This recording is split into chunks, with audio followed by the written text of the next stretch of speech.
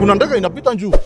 Imebeba mawe 500. Zile mawe za kujenga zile za 9. Mawe moja inaanguka. Simebaki mawe ngapi kwa ndege? Ni 499. 499. Na kitu kingine nimeona hiyo ndege imestone. Ndio maana iko hai.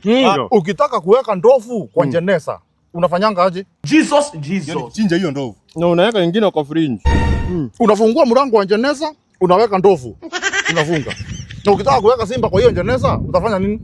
Si unaweka tu kwa jeneza. Unafungua tu mlango wa jeneza, unaweka hiyo simba. Hapana, unafungua mlango wa jeneza, unatoa ndovu, unaweka simba. Kuna sherehe kubwa sana inaendelea kwa msitu. Na wanyama wote wamealikwa. Sherehe very important. Lakini kuna wanyama hawajaalikwa. I wonder. Wanyama gani? Sisi tunaenda ama? Yesu! Ni simba na ndovu kwa sababu ziko kwa jeneza. Sikia. Kuna msichana anavuka mto. Hiyo mto iko na mamba wengi sana.